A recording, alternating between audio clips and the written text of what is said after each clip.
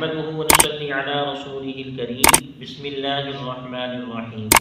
وَإِذْ بَاعَدْنَا مُوسَىٰ 40 لَيْلَةً ثُمَّ اتَّخَذْتُمُ الْعِجْلَ مِن بَعْدِهِ وَأَنْتُمْ ظَالِمُونَ صدق اللہ العظیم۔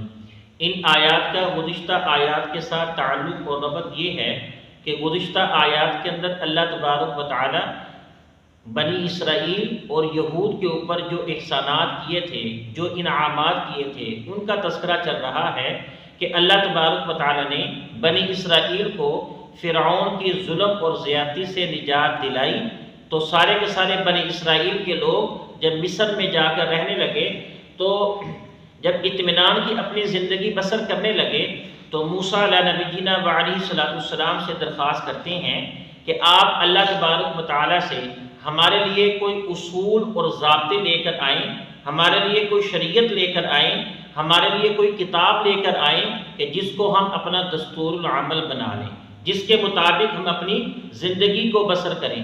تو حضرت موسیٰ علیہ السلام اللہ تبارک و تعالی سے دعا کرتے ہیں، تو اللہ تبارک و تعالی دعا کو قبول کرتے ہیں۔ تو اللہ تبارک و تعالی کہتے ہیں کہ 30 دن تک کوہ طور پر ہماری عبادت کرو، روزہ رکھو۔ تو 30 دن کے بعد افطار کرتے ہیں، افطار کرنے کے بعد اللہ تبارک و تعالی سے ہم کلامی کرتے ہیں۔ تو اللہ تبارک و تعالی کہتے ہیں کہ موسیٰ تم نے روزہ افطار کیوں کیا ہے؟ تو موسیٰ علیہ نبینا وعلیہ السلام اللہ تبارک و تعالی سے درخواست کرتے ہیں کہ میرے منہ کے اندر روزہ رکھنے کی وجہ سے ایک بدبو سی پیدا ہو گئی تھی، تو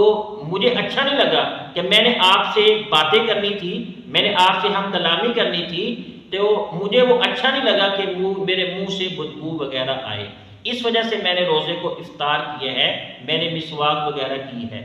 تو اللہ تبارک و تعالیٰ نے فرمایا کہ مجھے وہ والی کیفیت بہت زیادہ پسند ہے کہ جو روزے کی حالت کے اندر بندے کے اندر سے منہ کا ایک عجیب سا ذائقہ بن جاتا ہے، تم دوبارہ پھر جاؤ 10 دن تک ہماری عبادت کرو، 10 دن کا روزہ رکھو، 40 دن کا روزہ ہو گیا، وہی والی جب کیفیت پیدا ہو جائے گی تو پھر ہم تمہیں کتاب دیں گے۔ تو حضرت موسیٰ علیہ نبی جینا وعلیہ السلام دوبارہ پھر 10 دن کا روزہ رکھتے ہیں، اور جب پھر وہی والی کیفیت دوبارہ پھر پیدا ہوتی ہے تو اللہ تبارک و تعالیٰ کے پاس کوہ طور پر بات چیت کرتے ہیں، تو اللہ تبارک و تعالیٰ ان کو تورات دیتی ہیں۔ تو اس دوران بنی اسرائیل کے اندر ایک آدمی تھا جس کا نام تھا سامری، اس نے ایک بچھڑا نما سونے یا چاندی کا ایک نقشہ سا بنایا، اور اس نقشے کے اندر وہ والی مٹی رکھ دی کہ جو حضرت جبرائیل علیہ السلام کے گھوڑے کے قدموں کے نیچے سے مٹی اٹھائی ہوئی تھی، اپنے پاس محفوظ رکھی ہوئی تھی، وہ والی مٹی اس بچھڑا نما اس قالب کے اندر ڈال دی، جس کی وجہ سے ایک آواز سی پیدا ہو گئی۔ تو بنی اسرائیل والے عجیب لوگ تھے، اس بچھڑے کو دیکھ کر کہنے لگے یہ تو ہمارا خدا ہے۔ اللہ کو چھوڑ کر انہوں نے بچھڑے کو اپنا خدا بنا لیا۔ ادھر سے حضرت موسیٰ علیہ نبینا وعلیہ السلام اللہ کے پاس سے کتاب لینے کے لیے گئے ہوئے ہیں، اور ادھر سے بنی اسرائیلیوں نے بچھڑے کو اپنا خدا بنا لیا۔ تو اللہ تبارک و تعالیٰ اس کی منظر کشی کر رہے ہیں کہ وَإِذْ بَاعَدْنَا مُوسَىٰ 40 لَيْلَةً ثُمَّ اتَّخَذْتُمُ الْعِجْلَ مِن بَعْدِهِ وَأَنْتُمْ ظَالِمُونَ کہ جب تم نے وعدہ کیا موسیٰ علیہ نبینا وعلیہ السلام سے 40 رات کا، پھر تم نے بنا لیا بچھڑے کو اپنا خدا، من بعدہ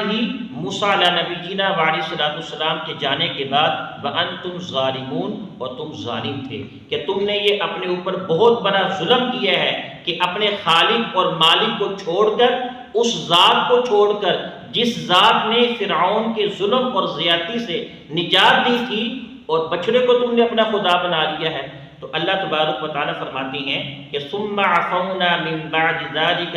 لَعَلَّكُمْ تَشْكُرُونَ کہ اس کے بعد ہم نے تم کو معاف بھی کر دیا۔ معاف تم کو اس وجہ سے کیا لَعَلَّكُمْ تَشْكُرُونَ تاکہ تم ہمارا احسان کو مانیں۔ پھر اللہ آگے فرما رہی ہیں وَإِذْ آتَيْنَا مُوسَى الْكِتَابَ وَالْفُرْقَانَ لَعَلَّكُمْ تَهْتَدُونَ اور ہم نے تم کو تورات بھی دی، موسیٰ علیہ نبینا وعلیہ السلام کو کتاب تورات بھی دی، والفرقان کہ وہ ایسی کتاب تھی کہ جو حق اور ناحق کے درمیان فرق کرنے والی تھی۔ لعلکم تہتدون، تاکہ تم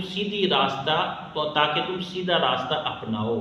اللہ تبارک و تعالیٰ سے دعا ہے اللہ مجھے بھی اور آپ کو بھی عمل کرنے کی ساتھ ساتھ سمجھنے کی توفیق عطا